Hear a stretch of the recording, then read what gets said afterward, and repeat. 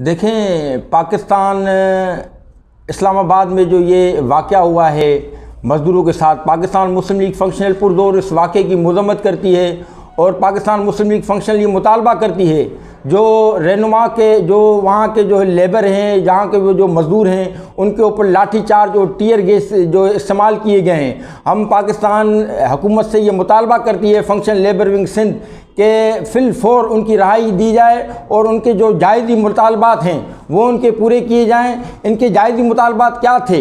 हुकूमत ने इनके ऊपर क्या ऐसा देख लिया कि उनके ऊपर, मज़दूरों के ऊपर FIR काटी गई?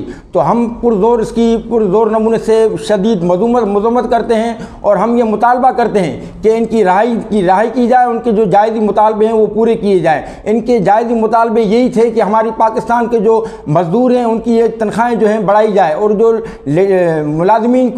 मुलाजिमीन को जो इदारों के अंदर से निकाला जा रहा है उनकी बहाली की जाए। कोई ये जायज़ी मुतालबे, ये कोई ऐसे मुतालबे नहीं है जो हुकूमत जो है वो एक जबरी जो है वो उनके पर टीयर गैस के इस्तेमाल कर रही है और लाठी चार्ज कर रही है। तो लिहाजा पाकिस्तान मुस्लिम लीग फंक्शनल पुरज़ोर इस वाक़े की, पूरे वादे की मज़म्मत करती है और आज पाकिस्तान मुस्लिम लीग फंक्शनल ये ऐलान करती है कि हम पाकिस्तान के जितने भी मज़दूर हैं हम उनके साथ खड़े हैं और खड़े रहेंगे। हमेशा पाकिस्तान मुस्लिम लीग फंक्शनल ने इन मज़दूरों का साथ दिया है।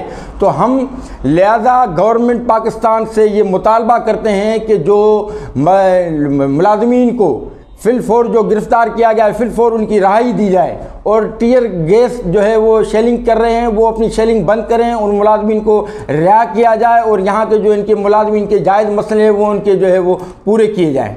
शुक्रिया।